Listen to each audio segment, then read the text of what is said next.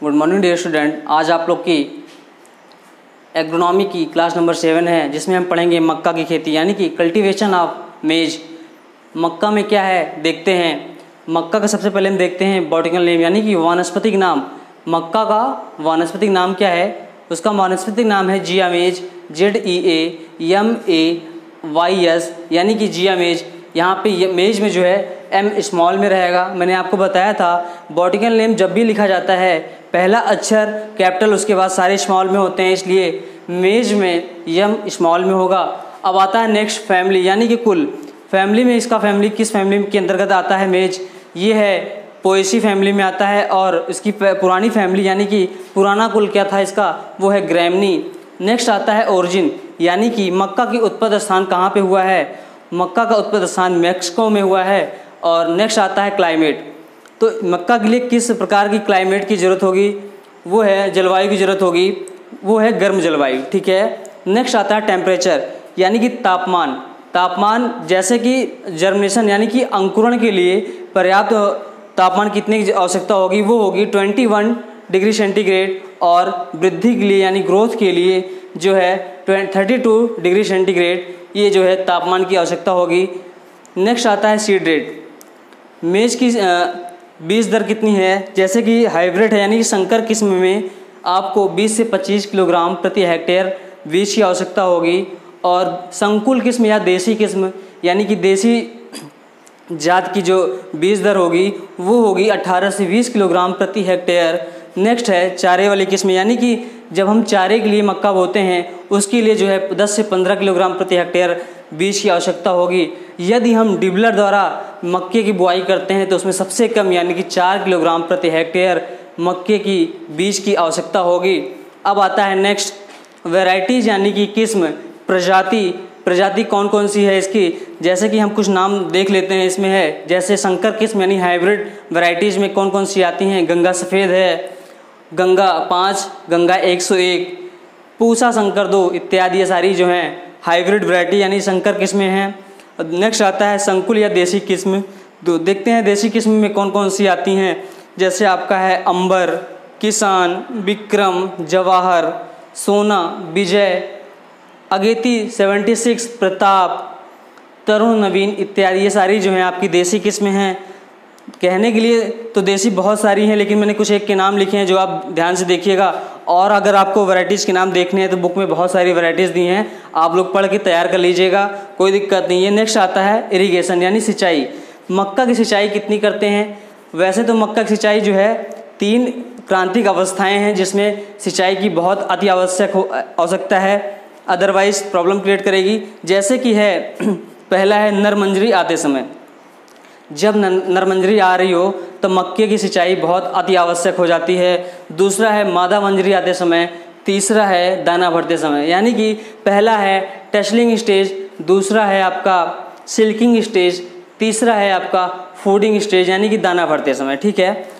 अब यहाँ तक हो गया, बॉटनिकल नेम हो गया, फैमिली हो गया, old family, origin, climate, temperature, seed rate, varieties, irrigation, ये सारे हो गए। अब इसके बाद देखते हैं क्या आता है। देखिए नेक्स्ट आता है सॉइल यानी कि मृदा। मक्का के लिए या मक्का की खेती के लिए जो है खेत की मिट्टी कैसी होनी चाहिए? तो वो होनी चाहिए दोमट मृदा, ठीक है। नेक्स्ट आता है सीड ट्रीटमेंट यानी कि बीज शोधन या बीज उपचार। जब भी हम कोई भी बीज की बुआई करते हैं तो उसका सीड ट्रीटमेंट करना बहुत आवश्यक होता है। वैसे ही मक्का का भी सीड ट्रीटमेंट करेंगे। जैसे क्या लिखा है, बीज में होने वाले फफूंद जनित रोगों से रक्षा हेतु, बीज में होने वाले फफूंद रहित रोगों से रक्षा हेतु बीज बोने से पहले यानी बीज बोने से पूर्व बीज को 3 ग्राम बोविस्टीन प्रति किलोग्राम बीज से उपचारित कर लेना चाहिए। कहने का मतलब है 1 किलोग्राम मक्का का बीज को या मक्के को बीज को जो है 3 ग्राम बोविस्टीन दवा होती है, रासायनिक दवा है, उससे जो है आप बीज को शोधन करेंगे या ट्रीटमेंट करेंगे या उपचार करेंगे, ठीक है। अब नेक्स्ट आता है गुणों के आधार पर मक्का का वर्गीकरण।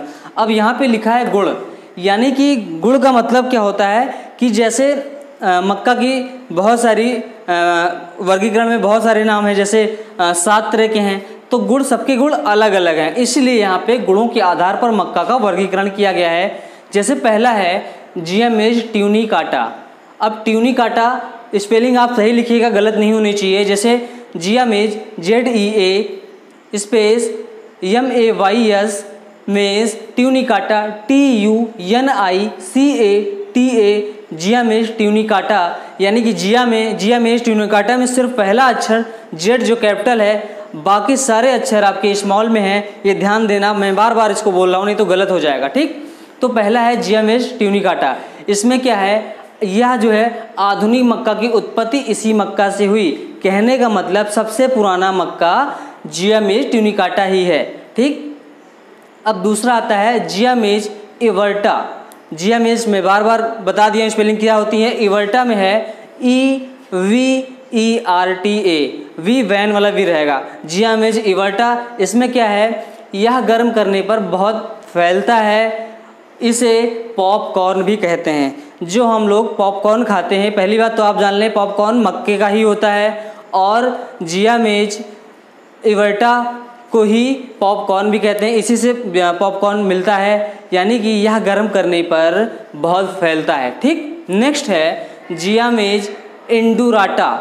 इंडुराटा की स्पेलिंग है INDURATA। जियामेज इंडुराटा, यह जो है सबसे ज़्यादा भारत में पाई जाती है और इसे फ्लिंट कॉर्न भी कहते हैं या फ्लिंट कॉर्न कहते हैं, ठीक। अब नेक्स्ट आता है आपका चौथा जियामेज इंडेंटाटा, यानी कि INDENTATA, ठीक है, इंडेंटाटा। अब ये क्या है, इसका दाना दांत जैसा होता है, ठीक है। यह सबसे ज़्यादा अमेरिका में पाई जाती है। इसका दाना दांत के जैसा होता है और यह सबसे ज़्यादा अमेरिका में पाया जाता है। नेक्स्ट आता है आपका जियामेज एमाइलेशिया, यानी कि AMYLACEA। जियामेज एमाइलेशिया, यह आटा बनाने के काम आता है। यह किसके काम आता है, यह आटा बनाने के काम आता है। इसे सॉफ्ट कॉर्न या मुलायम मक्का भी कहते हैं, ठीक है, सॉफ्ट कॉर्न, ओके। अब नेक्स्ट आता है जियामेज सैकेराटा। सैकेराटा की स्पेलिंग होगी SACHARATA। जियामेज सैकेराटा 6वां नंबर है। यह बहुत मीठा होता है तथा ऊर्जा का बहुत अच्छा स्रोत है। कहने का मतलब ये इसका टेस्ट खाने पे बहुत मीठा होता है और इससे बहुत अधिक ऊर्जा मिलती है। इसमें विटामिन A तथा विटामिन C भी पाई जाती है, ठीक है, क्लियर है। नेक्स्ट 7वां नंबर लास्ट है जियामेज सेरेटिना, यानी कि CERATINA। जियामेज सेरेटिना, यह क्या है, इसको गर्म करने पर लसलसा पदार्थ निकलता है। इसको गर्म करने पर लसलसा पदार्थ निकलता है। इससे स्टार्च की मात्रा अधिक पाई जाती है, इसमें स्टार्च की मात्रा अधिक पाई जाती है, ठीक है, इसमें स्टार्च की मात्रा अधिक पाई जाती है। इसे वैक्सीकॉर्न या मोम युक्त मक्का कहते हैं। यह सबसे ज़्यादा चाइना पाया जाता है, चाइना में यानी चीन में। इसका मूल स्थान भी क्या है, चीन ही है। इसको जब गर्म किया जाता है तो लसलसा पदार्थ निकलता है और इसमें स्टार्च की मात्रा अधिक पाई जाती है। इसे वैक्सीकॉर्न या मोम युक्त मक्का भी कहते हैं। यह इसका मूल स्थान चीन है और ये सबसे ज़्यादा चीन में ही पाया जाता है। अब नेक्स्ट आता है प्रिपरेशन ऑफ लैंड, यानी खेत की तैयारी। अब इसकी खेत की तैयारी क्या है, जैसे देखिए, पहली बात तो आप जान लीजिए कि मेज यानी मक्का ये रबी खरीफ जायद तीनों ही ऋतुओं में बोई जाती है। इस वजह से इसकी खेत की तैयारी आप सीजन के हिसाब से या ऋतु के हिसाब से ही करेंगे, इसमें और कुछ नहीं है, ठीक। अब मैंने आपको मक्का के 7 वर्गीकरण थे, 7 भाग में बांटे गए हैं। मैंने 7 के नाम विद स्पेलिंग आपको क्लियर करा दिया है, बिल्कुल गलत नहीं होना चाहिए, और सारी विशेषताएं भी लिखा दिया कि इसके गुणों के आधार पर कौन कौन से अलग अलग ऐसे गुण हैं जो मैंने आपको सारे क्लियर कर दिए। अब इसे आगे देखते हैं नेक्स्ट क्या है, ठीक है।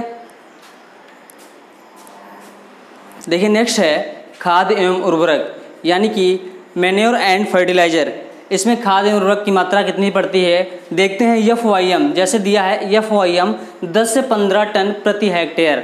यहाँ पे FYM का मतलब है गोबर की छड़ी खाद, यानी कि फार्म योर मैन्योर, यानी कि FYM का फुल फॉर्म जो होता है फार्म यार्ड मैन्योर होता है, इसी को गोबर की खाद कहते हैं। तो मक्का के खेत में जो है 10 से 15 टन प्रति हेक्टेयर गोबर की खाद चाहिए होती है। और NPK जो है, अगर NPK की बात की जाए तो जैसे N है यानी नाइट्रोजन, इसको 60 से 90 किलोग्राम प्रति हेक्टेयर देना चाहिए। यहाँ पे मैं सिर्फ 60 लिखा हूँ, लेकिन वहाँ पे 60 से ज़्यादा हो सकता है, यानी कि 60 से 90 किलोग्राम प्रति हेक्टेयर है। और P जो है फास्फोरस 30 किलोग्राम प्रति हेक्टेयर, और K यानी पोटास जो है 40 किलोग्राम प्रति हेक्टेयर मात्रा जरूरत होती है। नेक्स्ट आता है सोविंग टाइम, यानी कि बुआई का समय। बुआई का समय 3 ऋतुओं में बोई जाती है, मैंने आपको बताया है। तीनों ही ऋतु की, रवि खरीफ जायद तीनों ही ऋतु की फसल है। तो इसको खरीफ सीजन में कब बोते हैं? जून जुलाई है। और रवि का टाइम जो है, रवि सीजन का, वो 15 अक्टूबर से 10 नवंबर है। और जायद ऋतु की जो फसल उगाई जाती है उसका टाइम है फरवरी और मार्च, ठीक है। अब नेक्स्ट आता है मेथड्स ऑफ सोइंग, यानी कि बुआई की विधियाँ, ये किस तरह से बुआई की जाती है। ये 3 है। एक तो है छिड़कवा विधि, दूसरी है हल के पीछे कूड़ों में बुआई, नंबर 3 है डिबलर विधि, ठीक है, जो डिबलर मशीन द्वारा बीज की बुआई करते हैं, सबसे कम बीज लगता है उसमें, ठीक है। अब नेक्स्ट आता है वीड, यानी खरपतवार। इसमें कौन कौन से खरपतवार लगभग लगते हैं वही मैं लिखवाया हूँ। सावा है, मकरा है, कोंदो है, बंदरा है, बंदरी है, दूब घास, लहसुआ, जंगली चौलाई इत्यादि, ये सारे खरपतवार लगते हैं। इनके लिए क्या करेंगे हम? इनके कंट्रोल के लिए, इनके उपचार के लिए, इनसे सलूशन पाने के लिए, छुटकारा पाने के लिए हमें जो है इसकी 3 से 4 बार निकाई गुड़ाई कर देने से सफिशिएंट है। फिर भी नहीं जाता है तो अगर केमिकल द्वारा हम ट्रीटमेंट या दवाओं द्वारा, रासायनिक दवाओं द्वारा ट्रीटमेंट करना चाहते हैं तो वो है सीमाजीन। आप सीमाजीन को 1 किलोग्राम लेके और 1 हेक्टेयर के लिए सफिशिएंट है, उसको जो है उसका प्रयोग करें। ये जो है उगने के बाद और उगने के पहले दोनों ही सिचुएशन, दोनों ही कंडीशन में आप प्रयोग कर सकते हैं सीमाजीन 1 किलोग्राम प्रति हेक्टेयर, ठीक है। नेक्स्ट है रोग कंट्रोल, यानी कि डिजीज कंट्रोल, रोग नियंत्रण। अब इसमें क्या है? पहला जैसे है जीवाणु तना विगलन। अब इसमें क्या होता है? पहली बात तो जान लीजिए, यह मक्का की भयंकर बीमारी है। ये जो है अधिक वर्षा और जल भराव होने के कारण होता है, उत्पन्न होता है, ठीक। ये बीमारी जो है जब जल भर जाता है, ज़्यादा भर जाता है, जल भराव हो जाता है, यह बीमारी अधिक जो है फैलती है। इससे पौधे के तने टूटकर गिर जाते हैं। अब इसका सलूशन क्या है? सबसे पहली बात तो आप ध्यान दीजिए कि रोग रोधी किस्म उगाएं। दूसरा है आपका संतुलित खाद उर्वरक का प्रयोग करें। नंबर 3 है आपका जो है जल निकास का उचित प्रबंध हो, जिससे जल भरने न पाए, रुकने न पाए, ठीक है। अगर अधिक बारिश हो जाती है तो जल वहाँ पे भर न पाए, निकल जाए, जिससे यह रोग से छुटकारा मिलने का सबसे अच्छा तरीका यही है। अब नेक्स्ट देखते हैं कौन सा रोग है। देखिए आपका नेक्स्ट आता है, दूसरा है पत्तियों का झुलसा रोग। अब पत्तियों के झुलसा रोग में क्या है? यह रोग फफूंद द्वारा फैलता है। जान लीजिए आप, यह रोग फफूंद द्वारा फैलता है। इस रोग के कारण मक्के के दाना छोटा रह जाता है, ठीक है। अब इसका सलूशन क्या है? कंट्रोल क्या है? किससे कंट्रोल होगा? ये उपचार क्या है? 0.3% इंडोफिल M45 का छिड़काव करें, ठीक है। अब नेक्स्ट आता है कीट, यानी कि पेस्ट कंट्रोल या पेस्ट मैनेजमेंट जो भी है आपका। पहला है कमला कीट। यह जो है यह कीट की गिडार पत्तियों को शीघ्रता से खाती हैं, यानी कि आसानी से खाती हैं। कमला कीट क्या है? इस कीट की जो गिडार है यह पत्तियों को खाती है। इसका कंट्रोल कैसे होगा? 1.5 किलोग्राम साइपरमेथ्रिन को 1000 लीटर जल में घोलकर प्रति हेक्टेयर की दर से छिड़काव करें, ठीक। नंबर दूसरा आता है पत्ती लपेटक कीट। अब इसमें क्या है?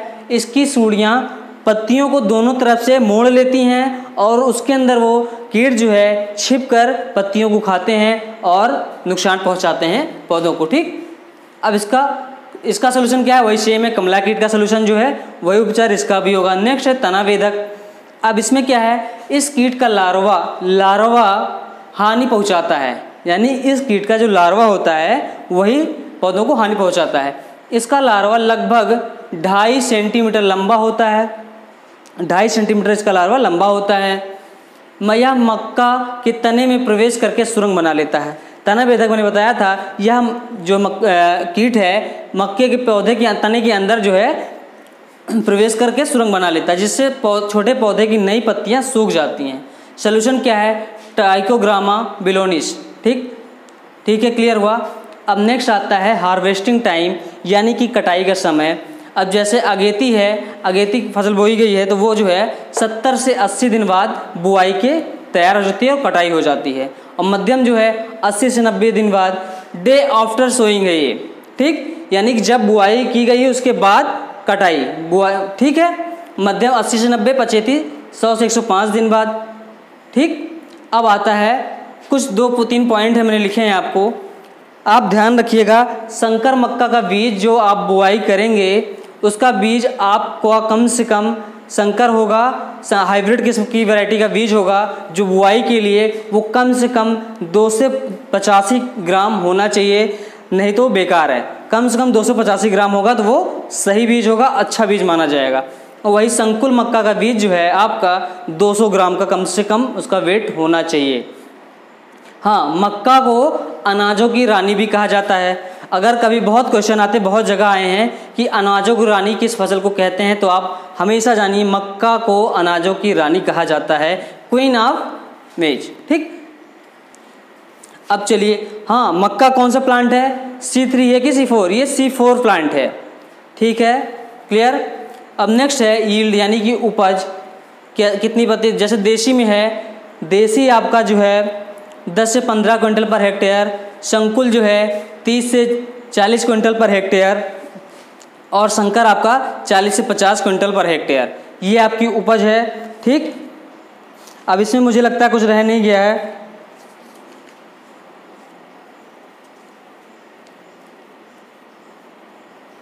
हाँ, चलिए, मैंने आपको बताया अनाजों की रानी किस फसल को कहा जाता है, मक्का को कहा जाता है। और मक्का कौन सी फसल है, किस तरह का प्लांट है, तो आप C4 प्लांट जानेंगे। और संकर मक्का का बीज होगा तो 285 ग्राम कम से कम उसका वेट होना चाहिए, भार होना चाहिए। और संकुल है तो 200 ग्राम उसका वेट होना चाहिए उस सीड का, उस बीज का जो बुआई करना है, ठीक। आज के दिन सिर्फ इतना ही, मेज क्रॉप हमारी कंप्लीट हो गई है, सिर्फ इतना ही। नेक्स्ट क्लास में मिलेंगे नेक्स्ट डे दूसरी क्रॉप को लेकर। आज के दिन सिर्फ इतना ही। Thank you class.